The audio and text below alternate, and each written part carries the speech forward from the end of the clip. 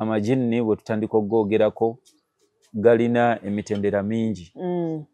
Ekisookera ddala mu byonna omuntu ategeera ejjinni n'ensibuko yaalyo n'omuntu wa we litandikira.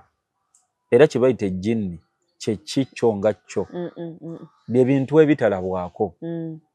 Amajinni oba bwe tukireeta nti shayatini zonna oba shayitaani zonna ng'abantu bwe bazimanyi. Bye bintu ebitalabwako. Omuntu alina sayidi bbiri. Alina omwoyo ogumulagira okukola ebituufu n'ogumulagira okukola ebibi. Ogumulagira okukola ebibi kyekyo ekitundu omuntu ky'alina nga jjinni. Era gwo kigezo eri omuntu. Naye wabula gwe ng'omuntu olw'okuba Katonda yakuwa buli kimu ng'osobola okukisensula. N'akuwa amagezi, n'akuwa amaaso, n'akuwa n'amatu agalaba era agawulira. N'okuwunyiriza. Buli kimu. Feelings zonna nga bwe tuyinza ozoogerako. Omuntu ozirina nga za njawulo. Ekitali ku mbuzi, embuzi osalira wano ginnaayo nga tesobola kusensinga nega nti kanziruke banene ekyange wano. Lwa nsonga kyo Katonda yakiprogramminga nga kimanyi omugaso gwakyo. Kyo tekyeraliikirira ekintu kyonna kuba tekisinza muntu yenna. Kisinza Katonda era kikimanyi nti Katonda yaleeta okufa. Mbaliniza ku Atalk with Essie, S Media Uganda. Mani ndoboozi nze Nabulime Esther. Nkuza gwe nasizo bango otraba. Thank you so much. Okola kyamanyi okwekumira ku mukutu guno. N'otwagala actually. You subscribe. Thank you so much. Mwenna we musinzo tulabira batulabira mu Uganda mukola kyamaanyi. Data si mwangu naye ne mubeerako mutulaba. It's a pleasure. Abatulabira mu nsi ez'enjawulo, abatulabira Dubai, abatulabira Qatar, wonna mu Middle East tusiima. Then abatulabira mu America, abatulabira side zeeyo Canada wa namwe tusiimira ddala. Thank you so much. Programs nga zino ziwagiddwa aba AC Home Solutions. Yeah, we clean and we beautify spaces. Ebikwatagana n'okulongoosa, post construction, post renovation cleaning, ntebe, carpets, ebintu ng'ebyo. Tewali nsonga lwaki oyingira omwaka omupya Katonda ng'akwadde obulamu ng'okyalina ebiku mu buliri bwo, ng'okyalina ebiku mu ntebe zo, ng'aba AC Home Solutions weetuli tujja kusortinga out. Then otukubira ku 0701542372. Then abalala bateekamu ssente beba osobola building company. Gwe nayagala okuzimba oba woli mu ggwanga oba toliimu weesigika osobola building company bakafulu when it comes to construction. Oyagala kuzimba nyumba ki ya boxi, oyagala kubeera na luzzi waka, oyagala kukola renovation ya nyumba yo, renovation ya mami, yonna kikasa kikwatagana n'okuzimba osobola building company we bali. However, sagala weerabe nti promotion ekyaliwo kasitoba n'ettaka ng'olinamu million 2 tandika okuzimba. Endala zijja kujja ne osobola building company. Enamba ze ziri awo wansi. So nga bw'eri nkola yaffe tubeera mindset change tuba tuzze okwogera ku bintu ebimu nga tulina abantu abakugu abategeera ensonga ez'enjawulo. Kituyambako okuzuukuka n'okulaba ebintu ebimu bye butasobola kulaba n'obitegeera ne kugamba n'obanga ebintu bino biflowinga. So leero ndi ne Seeka guno mulundi gwakumeka gwakubiri nga tuli naye. Seeka assalamu alaikum. Waalaikum salaam. Obulamu bugamba ki? Obulamu bulungi. Manyi eddiini eyo njagala. Obusiraamu bulina. Tusaba Allah bukuwe. Allah jabumpa. Tusaba Allah bukuwe. Nina engeri gye ndaba nyambadde sharia. Kyengera kyamaanyi nnyo. Ne. Era omuntu yenna alina okubeera eyo ng'oli musiraamu. Ekituufu kya byonna olina ekyengera ekitalinayo kikifaanana. Okay. Era naawe twali kwagalizza nnyo ekyengera ky'obusiraamu. Kuba mu bintu ebimu ebitagabwagabwa yadde ng'abamu basobola okubeera nga bakirina naye nga tebakimanyi. Kye kisinga okukwasa ennaku. Nti bw'ogenda n'otunuulira mu societies ze tuwangaaliramu, abaana b'obusiraamu bangi beekola ebintu ebitasaana. Olw'obutamanya oba oliawo n'obutasoma ddiini oba olumu n'obukendeevu obwaffe ng'abantu. Naye nga mu byengera omuntu by'alina okubeera nabyo nga ne Katonda mu kubimuwa yakimuwa. Katonda yawa omuntu obusiraamu ng'akitegedde nti omuntu anaabufuna agenda kuba amazeeyo ng'ajjudde wano ku nsi. Era bw'owulira ekigambo obusiraamu kitegeeza salaamu, mirembe. Omuntu okuwangala ng'oli mirembe kuwa ku nsi. Okuwangala ku nsi ng'olina emirembe weetaaga obusiraamu kitegeeza weetaaga eddembe. Obusiraamu bwe bukuwa eddembe eryo. Obusiraamu bukuwa eddembe lye ery'obwebange ng'omutonde n'owangala ng'olina emirembe. Kati kiba kitegeeza nti ekyengera ekyo kya bbeeyi nnyo, tekirinaayo kyengera muntu ky'asobola kufuna n'obulamu bwennyini okubeera nabwo nga tolina busiraamu. Ekituufu kya byonna bukukaluubiriza. Waliwo eddembe lyo ly'otagenda kufuna ekyokulabirako. Ene waffe batera nnyo okukyogerako ne bagamba omukazi w'omusiraamu omutuufu ekituufu kya byonna abeera mu mbejja. Mukyala w'omusiraamu ng'ategedde obusiraamu abeera mu mbejja, naye eryo eddembe Allah yalimuwa. Kati ekijjeewo eddembe eryo kwe kubeera nti abantu batadde amateeka g'obusiraamu ebbali. Eddembe ne lifa. Mukyala omusiraamu takola. Omukyala omusiraamu takola. Ate era omusajja ow'obuvunaanyizibwa naye nga musiraamu ateekeddwa okutoolayo kannafaka oba ke tuyinza okuyita akasente nakawa mukyala we. Are you serious? Yes. Mukyala akulabirira ewaka n'akuwoleza n'akufumbira olwa kitomuwa ku ssente. N'azaala abaana n'ayonsa abaana. Era ebbeeyi y'omukyala ffe waffe mu busiraamu kwe kubeera ewaka. Allah nga bwe yabagamba wakarna fi buyutikunna, batuule mu mayumba gaabwe batebenkere. Tebafuluma enfuluma ziri ze baafulumanga oluvannyuma lw'okubeera nga amateeka ga Allah tegannajja. Kati omukyala ebbeeyi ye tolaba ne waffe mu kukola emirimu gy'eddiini esswala ey'omusajja esinga okuba ey'ebbeeyi ya ku muzikiti.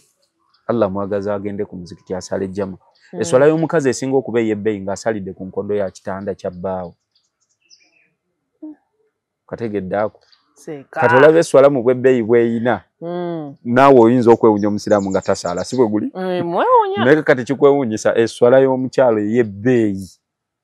ey'ebbeeyi nga mufumbo ku nkondo ya kitanda kya bbaawe. Ekyo tekikulaga nti omukyala ali fragile nnyo. Omukyala aba w'amaanyi. Era aba w'amaanyi nnyo. Mungu nakukubiriza olina omuliisa, omwambaze, omulabirire, omwene ku ssente. Teeka si bino bya nakano kakakumalemu amaanyi. Obusiraamu nno banne obusiraamu buli muntu abwetaaga. Wallahi kyetaago mu bulamu. Obusiraamu bukugamba nti tutoola mu mali ze tuba tulina ne tuwaayo saddaaka. Naye saddaaka esinga okuba ennungi ye muntu gy'awadde mukyala we. Omutwalo guno ogumu nga tonnaba kuyingira mu biri byonna osooka omukyalo ono abeerenga mu matimu. Lw'okuba nti era babitegira batono kyekyo kye twayogeddeko. Waliwo abantu abalina ekyengera ky'obusiraamu nga tebategedde tebakitegedde bulungi. Ebbanga lyentambudde n'abaami abasiraamu nga mikwano gyange n'ebirala naddala nga obalabira ddala ng'eddiini bagiyina ku bakyala baabwe tolina kyoteesa. Exactly. Era babawa ekitiibwa bakyala baabwe. Kati obusiraamu ly'eddembe omuntu lye yeetaaga mu bulamu okubeerawo mu nsi muno awangale ng'ayina emirembe awone n'emitawana gy'edduniya. Kuba yo nayo edduniya nga yeyina emitawana gyayo. Essaawa za leero abakazi okufuluma ne mukola ne muba nga musobola okwetaba mu bintu byonna abasajja bye baalikoze. Tukiraba mbu ensi egenze forward. Mbwekula. We are going backward. Kubanga essaawa za leero ky'ova olaba tulina abaana abatalina nsa. Abantu bakuze tebalina kusaasira. Lwaki? Gwe maama gwe nnyini gwe yasooka omuggyako okusaasira okera mu katale. Omwana n'akimanya nti maama mu bulamu tabeerawo naye nga maama value kubeera mu bulamu bwa mwana. Omwana ono n'amuyigiriza ekisa. Ne bw'ebeera eddiini ekiginaabuusizza bamaama kukola.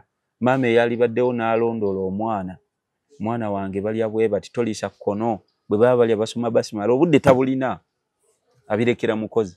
Kyova olaba waliwo omumanyi waffe mu busiraamu yayogerera ekigambo n'agamba nti edduniya eno nga bw'ogiraba abakyala ne bamala balongooka bonna ensi yonna erongooka. Lwaki?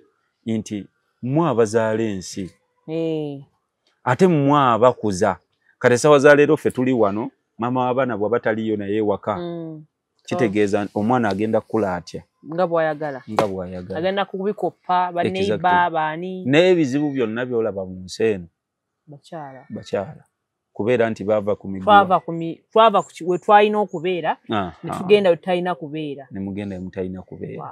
Kati oyagala ogaane either okkiriza amazima oba ogadinaayinga naye amazima go tegalwana naawe.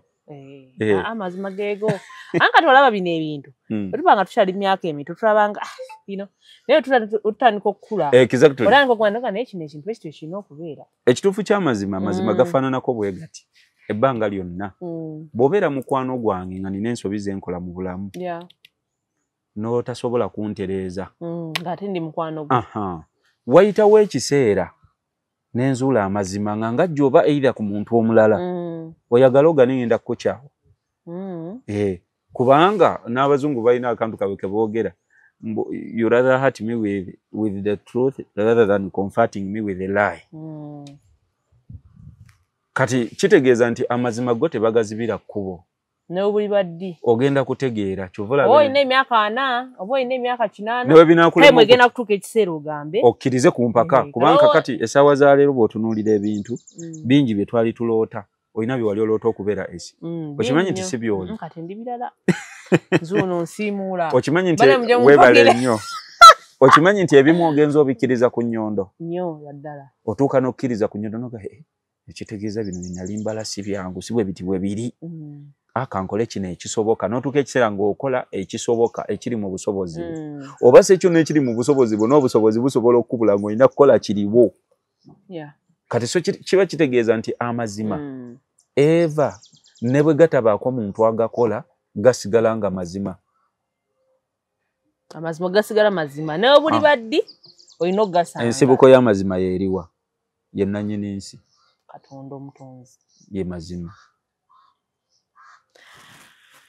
omukyala asaka amwogeddeko naye kati ate wetunaatunaajogerako ejja kuba ndala naye topiki ndala kati oba tujja gikola wiiki ejja inshallah Katonda anaaba ayagadde naye lwali tugenda kwogera ku ki ku majiini nga bwe twabasuubiza ddi luli kakati sokoddemu otubuuzeeko tutandike bamanyi omuntu gwe tuli naye olunaku olwaleero abatulaba ku S Media tubalamusaako n'ekiramuso ekisinga okubeera nga kya bbeeyi nti assalaamu alaikum wa rahmatullahi wa barakatuh.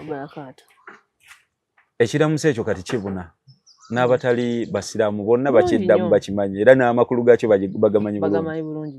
Amatenda amajjuvu agatabangamu bukendeevu era agatalibaamu ga mutonzi waffe nannyini buli kimu oyo awanirira ensi 7 n'amagulu 7 ewatali mpagi zibikwatirira mpulira ensi erimu empagi eziwera nga bwolaba ensozi naye nga byonna bitudde ku lwa kusalawo kwa Katonda Allah okusasira n'emirembe bibeere kuwa ekitiibwa omusomesa w'ensi eno Nabbi Muhammad sallallahu alayhi wasallam tewaliyo tikyagenda kumwenkana ne bw'obuuza Sseekagogo tewali tumuuzeko Sseekagogo tewali kusomesa oba oyagala biology oba oyagala physics oba oyagala chemistry oba oyagala ki buli faculty yonna yajogerako particularly oyagala bya busawo oyagala byansi oyagala mechanics byonna buli kyogenda okulowoozaako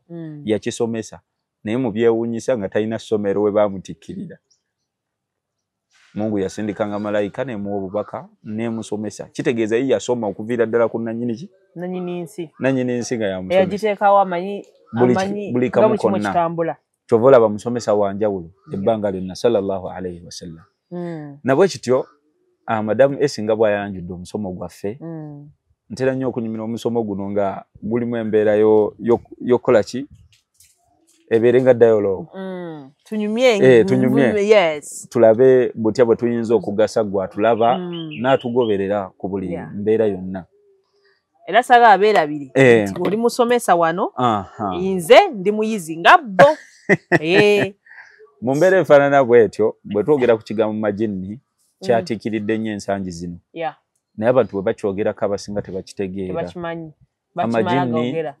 amajini bwe tutandika okugoogerako galina emitendera mingi ekisookera ddala mu byonna omuntu ategeera ejjini n'ensibuko yaalyo n'omuntu wa we litandikira era kye bayita ejjini kye kikyo nga kyo bye bintu ebitalabwako amajini oba bwe tukireeta nti shayatini zonna oba shaitaani zonna ng'abantu bwe bazimanyi bye bintu ebitalabwako mwebye bitalabwako mulimu ne party y'omuntu nga bwe twabyogerako abatugoberera wali eri mu party eri esooka omuntu alina ekitundu mu jjinni nga gwe muzimu Brian era buli muntu yenna kitabo kyange ekyo buli muntu yenna atulaba era atuwuliriza olinayo omuganda wo mu majjinni nga yo otambula naye ze party ziri esatu ze twayogerako ezikola omuntu twalinamu omwoyo ne tubeeramu n'omuzimu ne tubeera n'omubiri kati omuzimu kitonde mu bitonde by'amajjinni era ebbanga lyonna kyova olaba nti olw'okuba nti kabaka waabyo byonna ebintu ebitalabwako ayitibwa Ibirisi alayhi laana Ibirisi oba kye tuyita sitaani y'ensibuko y'ebintu ebyo ebitalabwako era ebijeemu era tewaliyo kigwa ku mukono gwe nga ye sitaani okuggyako nga kiri mu bijeemu kyajeemera amateeka ga Mukama Katonda era biriko ekikolimu kiba kitegeeza nti omuntu mu kubeera nti atondeddwa Katonda bwe yagaa nti ajja mumugezesa agenda mumugezesezanga ku ki ku muzimu naye olw'okuba Katonda mulungi nnyo mu bintu bye byonna byakola ate ali feya yatuula wansi n'atubuulira buli kimu kyonna ekiyinza okuyitirwako amajjinni okubeera nga gakosa omuntu nakyo amajjinni kye gabanja omuntu ne kabaka oyo gwe twogeddeko akulira ebyokola ebitalabika sitaani oba Ibirisi ekintu ekyo bujonje bibya simayo bulijjo Ibirisi abakuvumye buli kyokola kyonna Ibirisi tokawulya nkaka ka TikTok kati mu mbeera efaanana bwetyo okuva edda nedda obulabe bwa Ibirisi n'abantu bwavaawa ekisookera ddala mu byonna omuntu yafuuka ensonga eyagobya Ibirisi mu kusaasira kwa Katonda omuntu mu kujja atondebwe Ibirisi yali omu ku baasomba ettaka ng'ali muzimalayika nga mwakolera yali akyali nga tannaba kufuuka weebale nnyo nga tannaba kufuuka wabula okwemanya n'okwekuluntaza n'okwefula owakabi n'okwagala okubeera nga omutonzi Katonda amugamba nti vunnamira omwana Adamu ono gwentonze yasinga ebbeeyi mu bitonde byonna bye nnina naga nti ekitasoboka kyekyo ono mutonze mu ttaka tonze mu ttaka wano nga tulaba weebale nnyo omukozi mu ttaka nga tulaba era kyekimufuula okubeera nti alina portion ku muntu lwaki yaliwo ne mukolero we wakolerwa yalaba oba kategedde bulungi so mu kubeerawo ng'oli manufactured ya participatinga era oluvannyuma lw'okubeera ng'ajeemedde Katonda n'amugamba okutuvunnamira n'agaana vunnamira Adamu n'agaana Katonda n'amugamba nti nkugobye mu kusaasira kwange ogenda kuddayo mu dduniya anti osobola kati genda otandike okwebeezaawo n'agamba nti sigenda nzeka nina okumekinga sure omwana Adamu naye tasigala mu jjana tasigala mu nnimiro eno eya Edeni ng'abantu bwe bagiyita yasala olukujjukujju Katonda oluvannyuma atonda Hawa yayitira ku Hawa kiba kitegeeza nti mu bitonde ebyanguyirwa okukwatibwa amajjinni abakyala mukutte ekisooka era kyova olaba wali we tutandikidde tukuganye nti mwe bwe mulongooka ensi yonna ekola ki bwe mufa ensi yonna efa era maama Hawa Sheitani gwe yayitirako nefuuka ekikemo eri omuntu nemukema Katonda omuti gwe yali abaganya okulyako ne bagulyako naye nga Katonda ayisiriza kwani ayisiza ku Ibirisi alayhi laana nejja nekema maama Hawa nemuliisa maama Hawa n'avaawo n'akema Adamu nabo ne bava mu ggulu Katonda n'abaga nti kati mugende mutunke naye wabula mbawe ebyokulwanyisa ku ye okumuwona mu nsi musigale nga mwenna mwemuli ng'ate buli omu akola kyalina okukola mwe mulina okuntya ennyo mwe ng'abantu ekyokubiri mulina okunkulembeza ennyo ekyokusatu ensonga zammwe temuziwanga ekintu kyonna ekirala kuba oyo gwe mbawadde gwe mugenda okutunka naye mu nsi alina ebigezo biyitirivu ajja kubakosa bw'ati abakose bw'ati abakose bw'ati ajja kubayiiya bw'ati agenda kukola kino akole kiri obutego bwonna ne bubeera nga buli well known kati ekyo kye kikulaga nti Katonda ali feya yatuwa opponent ate n'atuwa n'ebyokulwanyisa kyawukanako n'okubeera nti oyina omuntu gw'obiisana naye naye nga tosobola yadde okasuka eŋŋumbi tomanyi kyakkola kati ye sitaani gwe twogerako oba ensi y'ebintu ebitalabwako Ibirisi ye kabaka waabyo byonna mu mbeera efaanana bw'etyo omuntu yalitegedde atya amajinni nga tumaze okukimanya nti gwe wennyini nnyini olina part eri considerable okubeera nti egwa mu muteeko ogwa sitaani olina okumanya butya bw'olina owangaala nayo nga tekukosa mu bintu bye twalaba luli eri twagamba nti omuntu alina sayidi bbiri alina omwoyo ogumulagira okukola ebituufu n'ogumulagira okukola ebibi ogumulagira okukola ebibi kyekyo ekitundu omuntu kyalina nga jinni era gwo kigezo eri omuntu naye wabula gwe ng'omuntu olw'okuba Katonda yakuwa buli kimu ng'osobola okukisensula n'akuwa amagezi n'akuwa amaaso n'akuwa n'amatu agalaba era agawulira buli kimu feelings zonna nga bwe tuyinza ozoogerako omuntu ozirina nga za njawulo ekitali ku mbuzi embuzi osalira wano ginnaayo nga tosobola na kusensinganega nti kanziruke banene ekyange wano lwa nsonga kyo Katonda yakiprogramminga nga kimanyi omugaso gwakyo kyo tekyeraliikirira ekintu kyonna kuba tekisinza muntu yenna kisinza Katonda era kikimanyi nti Katonda yaleeta okufa kyovula tekikudduka naye gwe omuntu Katonda okuwa 1% of freedom esobola okwawula ebintu byonna ewafiiridde omuntu wakola amawulire buli muntu aba atyawo nnyo kikufuula ki nti gwe ng'omuntu oli wanjawulo Allah yakutonda ng'oli wanjawulo ku bitonde byonna ebirala era kyova olaba nti ebintu bye twogerako olwaleero amajinni biri mu bintu ebitalabwako naye nga gali yagadde okulabwako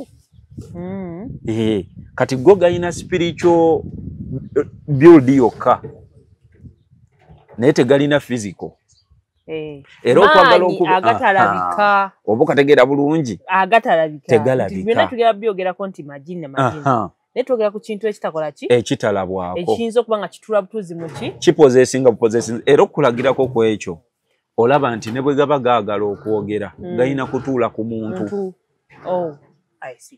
tasobola kubeera wali n'owulira ekyogera nakusooka kubeera wano waliwo agatuuka ku eryessa gasobola okufulumya amaloboozi naye wabula bwe gaba galina kye gaagala okujjula gave mu mbeera eri eri spiritual gambala muntu n'embeera wano n'embeera mulala nnyo osobola n'okubuuka n'ogenda yonna omuntu ne weekubeeri tubalabyeko nawe ng'omuntu ne weekola ebintu ebikulumya naye nga in actual sense gwe ng'omuntu toliiwo oli possessed olina ekikuliko kyekikukozesa kati amajinni eyo entandikwa yonna yonna twagadde tuzimbe obwongo bw'omuntu ono atulaba akitegere bulungi nnyo nti ekintu kye twogerako kibeddewo ng'ensi etandika ate era kigenda kubeerawo paka lwenaggalwawo gwe ng'omuntu olina okuyiga okudiringa nakyo nga bwolaba bwe twayiga ebintu by'ensi omuntu wa buvunaanyizibwa yagula rain jacket kuba akimanyi enkuba sizoni bweziri omuntu n'alaba nti mu mmotoka mwetaagamu esi n'agiteekamu kati gwe ng'omuntu buvunaanyizibwa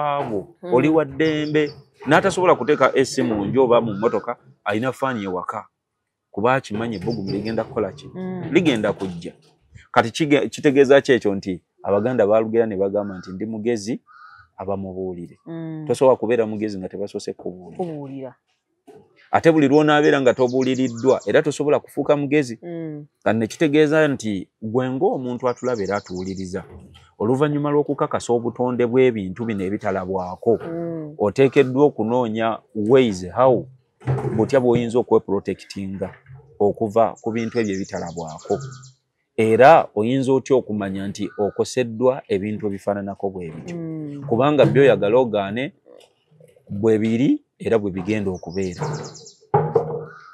boddayo fene waffe mu busiraamu nagamba obusiraamu kyetaago mu bulamu bukusomesa okuviira ddala ku mwami bw'agenda eri mukyala we butya bw'agenda emmanju butya bw'avaayo buli wonna w'olaba mu bulamu bw'omuntu obusiraamu bulamulamu bagamba nti kati bw'otunuulira factory gye twayise nga factory eringa entonotono Katonda wafulumiza omuntu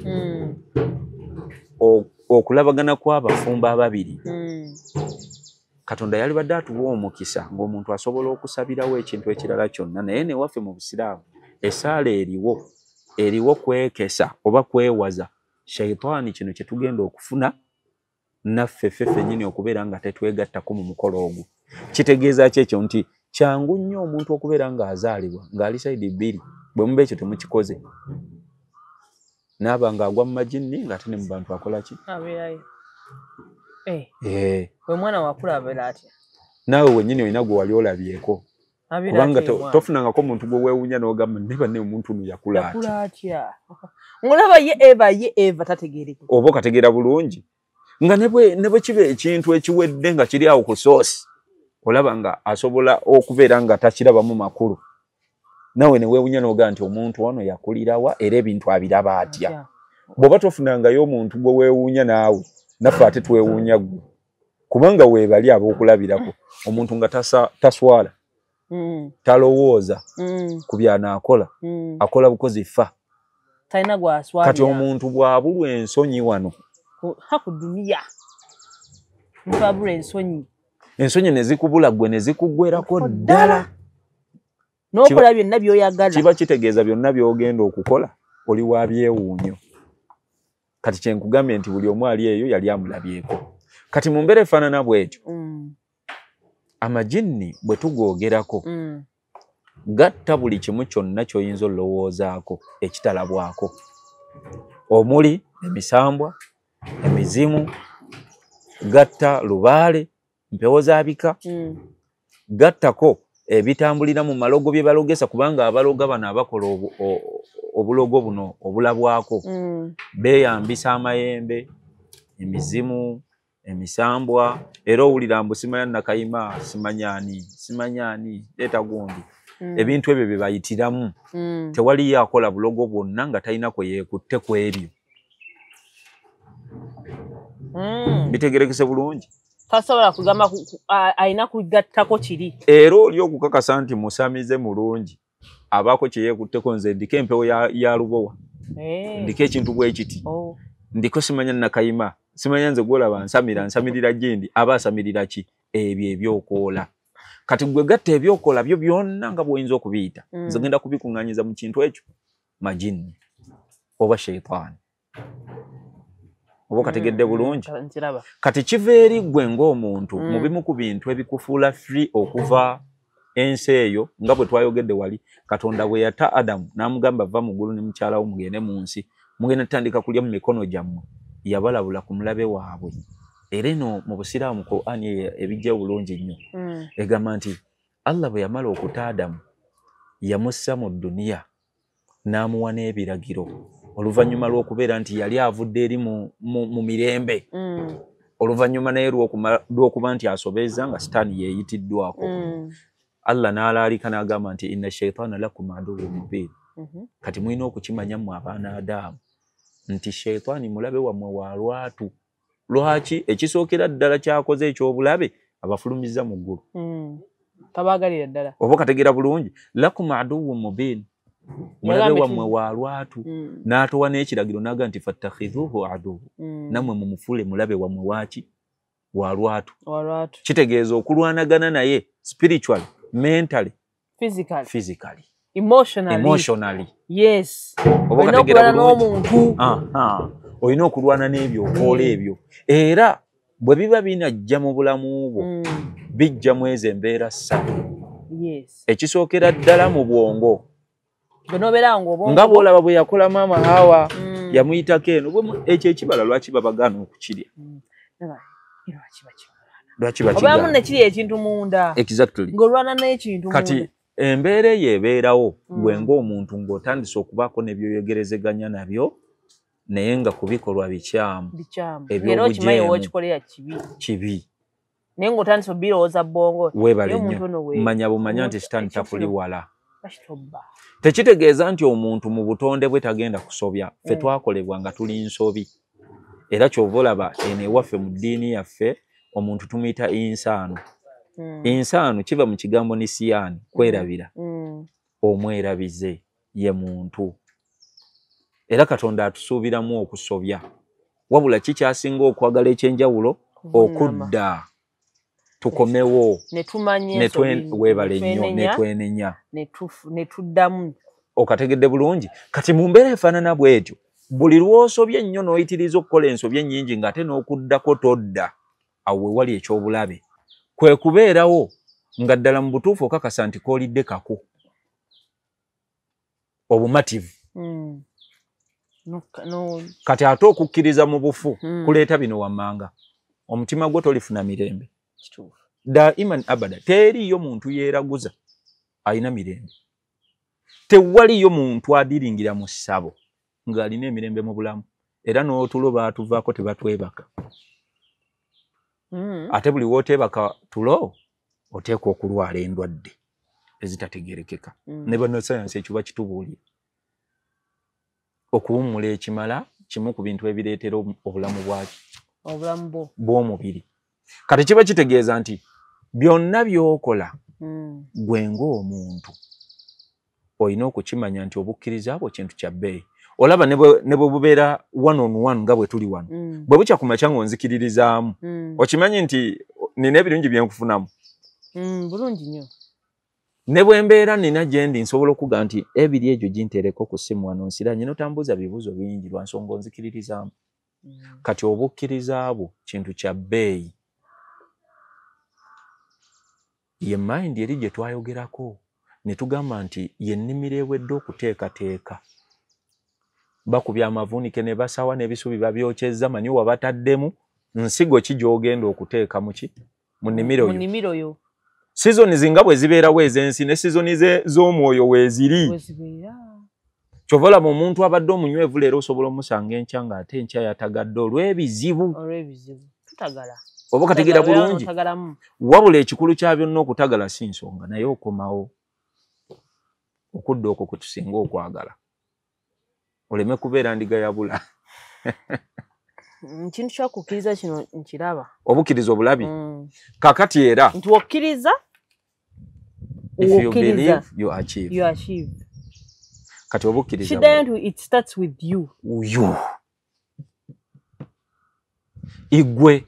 Wotadde obukkiriza abo. Ogenda okufuniramu. Ogenda obufuna. Kati ekirala. Amajini gano gasobola okuyingira omuntu ne baba mukkiriza kuba jjo kigezo. Naye wabula era tegamukosa kyekimu nga n'onakkiriza. Amasitaani nago gennyini tusooka kugakkiriza nti gansobodde. Ne galyoka gakubukalamu. Ne galyoka gakubuna. Naye buli lwoba ng'okyayinamu empeka eri egamba Katonda waali. No devil is powerful mu maaso ga Katonda. Wallahi era sitaani zikuvaako. Okwogera obwogezi ekigambo nti Allahu Akbar ffe tubyogera mu matu g'abalwadde. Ne liraajana nti bannange toyogera ku munene oyo Katonda. Oyo Katonda. Gamutegeera n'okutusingako abantu abamu. Oba okategeera bulungi. So kati mu mbeera efaanana bw'etyo kiba kitegeeza nti amajini mu bulamu weegali. Tetubiwakanya ensi y'ebintu ebitalabwako. Akwanze mbo musala akogera ku bintu bimu. But I'm that one person. Mfuna nnyo omabega kayo nga mfuna nnyo difficult kugamba sizifuna nnyo naye nga kati mu mwezi nga nsobola okufuna struggles mu kwebaka. Ne wabaawo ekintu ekijja si kunko oba kunkoza naye nolaba nga kizze ne kibaako engeri gye kikola ki ekikusanyawo. Naye nakigezesaako ku bintu nga 2. Ne mbaako kati nga omanyi nga wonabaka kati nga Allah Akbar nga webasi nolabula kati nze mu ddiini yange and I've seen that work. Siddamu kiraba. Mu ddiini eyange. Eyiyo. Ate ne nkigezesaako ewalala ne ntaawa. Kati mmanyi kyenjogerako. So kati mu mbeera efaanana bw'etyo tujja kutunuulira ku zimu ku nsonga ezireetera omuntu okubeera nga amajini gayingira mu mubiri gwe gabeere g'amaanyi. Jjukira ati first twakitegedde bulungi nnyo nti omuntu alinako portion mu majini. Olutalo olwo luli spiritual. Gwe ng'omuntu olina okululwana making sure nti omwoyo gwe gusigalamu gwe nga gw'amaanyi. Kuba gwo guli ku bwa Katonda. Obutonde bwagwo gutondeddwa ku bituufu era guli ku bituufu. Era gwo guli ku bwa Katonda kyova olaba nti kyekikulumiriza ekyo nga wakoze ekibi.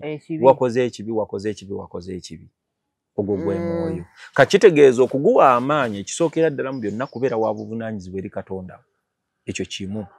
Ekyokubiri okumukozesa abere mu nsonga zo. Abantu balungi nnyo mu kukkiriza nti Katonda gyali, naye abantu tebakozesa Katonda. Tebamumanyi. Era bw'ogenda ew'omulubaala ate naye ekikwewuunyisa amala naga nti guludde naakuwerekere. Kati ate guludde n'oyita waaki ng'ate gwe wagambye obina. Katonda kitegeeza nti ali powerful. Gwe ng'omuntu just weetaaga ku brainwashinga bwongo bwo okomewo ku ntegeera entuufu ey'obwa Katonda. Bw'onaaba otegedde ekituufu ogenda kutebenkera nakyo. Teriyo muntu yeeraguza wano n'atafuna mutima mubi. Lwaki? Oyiga kye bayita ensaalwa. Efitina lw'olaba ababba omukisa gwo. Lwaki ebyo bo biyiga? Abakuloga. Hatred mu bantu. Yennyini ewedde emirimu. Tetutegeeza nti ebintu ebyo tebiriiwo. Gye biri abantu baloga bannaabwe. Naye wabula mu byonna nti kati omusango ffenna tujja kugwesala. Kati kanfuuze seeka. Kino kireetanga kyakulabira. Era njagala okiddemu. Omuntu ayinza omuloga eddalu. Nga bamuloze eddalu yeddala abadde alina waakolera bamuloze eddalu. Najja ne bamuteeka mu rehab muki n'agaana okuwona eddalu. Kakati omuntu ono n'akwata omulalu gwe. Namugamba naye manyi tebijja kukola. Naye omusajja waffe gwe tumanyi ye Kasangati tawonyezza ddalu wowe. Ne bamutwala. Abadde ku level 6 n'adda ku level 4. Eddalu ne likenderamu. Lye abadde yeeyamba naye kati takyeyambula. N'agenda ng'aterera paka ne limuggwaako. Omuntu oyo ogenda mukakasa otya? Kati awo wetujja. Watuukidde okuwonera wali. Ogenda mumutegeeza otya? Agenda kifuna atya? Enzijanjaba ziwerako. Waliwo enzijanjaba ezitali ntuufu nazo nga tezigaba bujjanjabi bwankomeredde. Kiringa ng'era bw'olaba bwe tugenda mu ddwaliro omusawo akukuba empiso Katonda n'asaasira n'akuwonya. Naye empiso eno ekolera ku bwa Katonda. Oba kategedde bulungi? Bwe kijja mu mbeera eyo eyo enzijanjaba nayo gyeri ey'okukubaganyisa amasitaani ku masitaani. Bagiyita nushura. Ene waffe mu Busiraamu. Yakukubaganya amasitaani kuki? Bakiyita buwangwa. Amasitaani n'amasitaani nga gakubagana gwe vva wano. Ffe batusasudde tukugobe wano. Vaawo omuntu n'awona n'abeera buki? Naye nga kisigala si kituufu. Kati eno biganye. Eno lwamu aba atambuddeyo. Kati ogenda mukakasa otya? Kati kyekyo kye tukugamba nti waliwo okuwona okw'emirembe oba sekyo okuwona okw'okuwona obuwonyi. Ng'owonye ekizibu naye ng'ate waliwo ebirala ebijja. Okategedde bulungi? Bakugobako amasitaani n'amasitaani. Kitegeeza nti bakuggyeko gana gaadde gasula eddalu kale k'osigaza agalwaza. Okategedde bulungi? Okategedde bulungi? N'obeera n'obulwadde ne bakuggyako agakulwaza ne bakuleetera ate agajja osumbwa amaaso oba amagulu oba ki oba ki. Ye enzijanjaba gye twogerako. Kakati gwe gwagitegedde bwe weebuuza nti enzijanjaba ddala ebeera nnungi. Tekiba kituufu. Oli abantu bagenda mu ddwaliro. Abasawo ne babagamba. Obulwadde bugaanye. Exactly. Genda onoonye gye bakujjanjabira. Tetunnaba kukigaana. Era abantu abo gye bali bannaffe bakola tetubalumbagana mu mirimu gyabwe gye bakola. Naye wabula twagala okubuulira omuntu nti alina omukisa ye ng'omuntu Katonda gwe yamuwa. At first kwe kubeera nga akkiririza mu Katonda we. Kyekyo kye twayogeddeko ne nkugamba nti ekireeta ebintu ebyo byonna kigenda kuddayo ku ggwe ng'omuntu. Bantu ki abakwetoolodde? Ani mukwano gwo? Era ani agenda okusalawo bw'oba ofunye ekizibu? Oba kategedde bulungi? Kye twatandikiddeko ne tugamba nti omuntu okubeera ow'obuvunaanyizibwa eri Katonda kikuleeterera okubeera ow'obuvunaanyizibwa ne mu bantu b'obeera nabo. Essawa za leero bw'ona atunulira emikwano gyange tosobola kukuŋŋaanya abantu bawera 30 nga temulimu basseeka 25.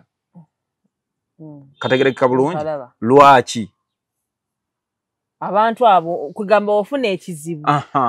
Bano be basookerwako. Exactly. Oba kategedde bulungi?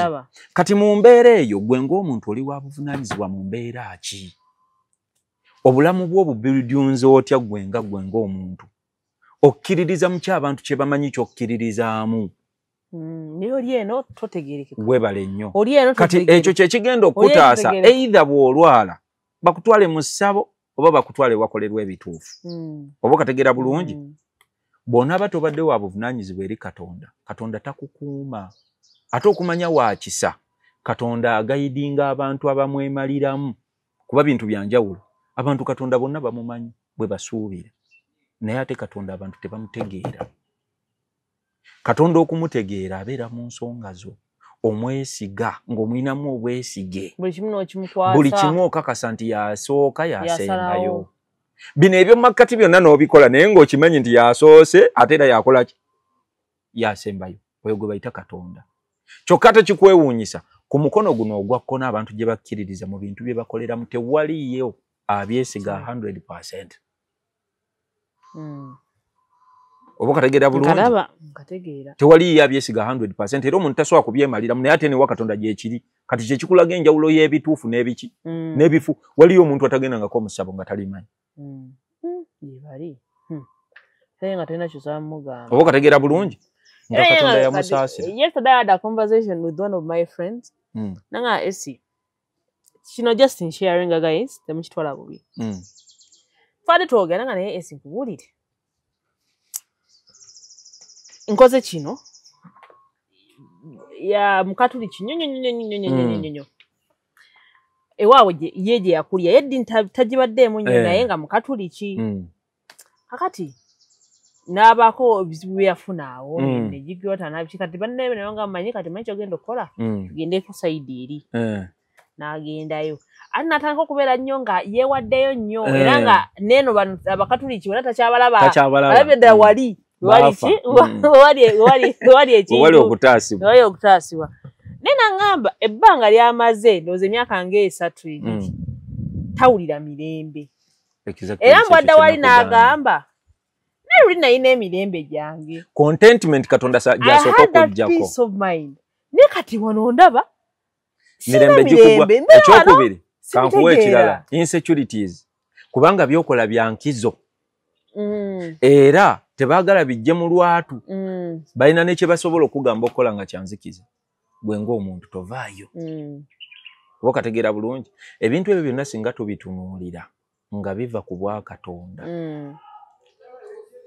Ogenda kukolera mu nzikiza. Birimu okwekweka. Birimu ebyama. Oyina ebyama by'olina okukola ki? Ebikufuula impure. Kati n'otandika okuluzinga contentment y'omutima. Aga yafiirwa mikwano gye. Nafiirwa ebintu bingi. Exactly. Kati natukusera nga tabitegeera. Natukusera nga tanse bwe bana babakulagula. No ne bakugamba nti gundi ono yakulemeseza okubeera bwoti ne bwoti. Ogenda kuddayo okukwatagana naye. Obwo bwe bwavu obusookerwako. Kubanga toyina kufiirwa oyina kwongerako. Kati ye n'agamba emirembe egi n'agamba lekooti. Okitegedde bulungi?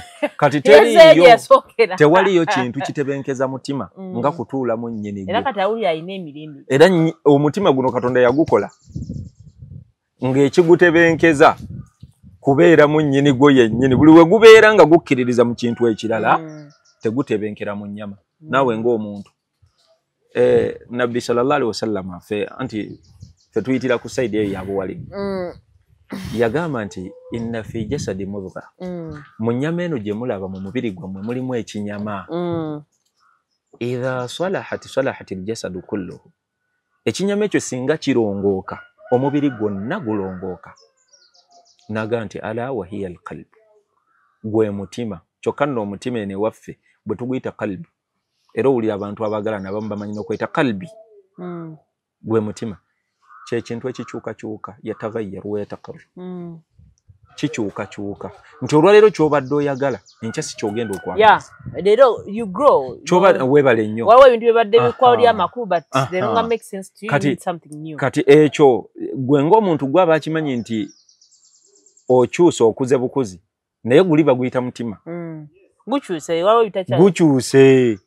Gwe gubadde gwagala gumukyayi. Ekintu ekubadde gwagala ennyo. Kyegubadde kigufiirako kyagutadde gukyuse. Kati yagamba nti ekinyama ekyo ekiri mu mubiri bwe kirongooka omubiri gwonna gukola ki? Gulongooka. Bwe kifa omubiri gwonna gukola ki? Gufa. Naga nti gwe mutima. Lwaki mutima? gwe gutuulamu ebintu ebisinga. Ate ebintu byagwo ebisinga biguleetera ebizibu. Gwonga gwo gwennyini omutima. Gwetikka bye gutasobole kumira. Wabula omuntu alina omwoyo omulamu gwe gufuga omutima ne gubanga gugukomako ku byobwagazi byagwo. Oyagala nnyo emmotoka naye tobba. Totta muntu. Yadde oyagala nnyo ssente naye genda mpola kakkana. Omwoyo ogwo omulamu nga gubuulirira omutima. Omutima ne gubeera nga gukakkana naye omwoyo omulamu guvaawa?